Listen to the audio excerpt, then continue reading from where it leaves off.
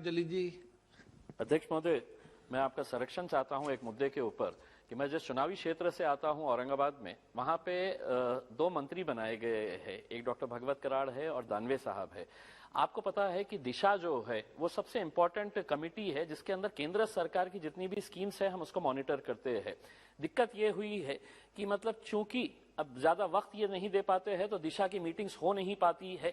अब मैं आपको एक छोटा सा उदाहरण देना चाहता हूं। मेरे साथ में यहाँ पे जगदम्बिका पाल साहब बैठे हुए जो सीनियर सदस्य है और ये हमारे अर्बन डेवलपमेंट कमेटी के मेंबर है। अध्यक्ष महोदय, जब मैं यहाँ पर आ रहा था तो सिर्फ एक रिव्यू ले रहा था कि प्रधानमंत्री आवास योजना का मेरे चुनावी क्षेत्र के अंदर क्या है। 52,000 लोग एलिजिबल हुए थे लेकिन अभी तक मिला था 355 लोगों को। मुझे खुशी है आज ये बताते हुए कि पूरे महाराष्ट्र के अधिकारियों को इस कमेटी ने समन किया और आज के आज चूंकि हमने उसका रिव्यू लेकर आए थे दिशा के बाहर, तो आज 50,000 लोगों को मेरे चुनावी क्षेत्र के अंदर जमीन देने का सरकार ने तय किया है, महाराष्ट्र की सरकार ने। तो ये एक बहुत बड़ा काम है। तो मैं आपसे ये संरक्षण चाहता हूं कि अगर मंत्री बन गए तो मंत्री तो कभी भी रिव्यू ले सकते हैं, लेकिन उनके मंत्री बनने से है तो मुझ जैसे एक सांसद को नुकसान ये हो रहा है कि मैं केंद्र सरकार की कमिटीज को रिव्यू नहीं कर पाता हूं, उनके प्रोग्राम्स को रिव्यू नहीं कर पाता हूं। तो मैं चाहता हूं कि कुछ इस तरह का इंतजाम किया जाए कि अगर मंत्री बन गए हैं तो वो तो जब चाहे वो मीटिंग बुला सकते हैं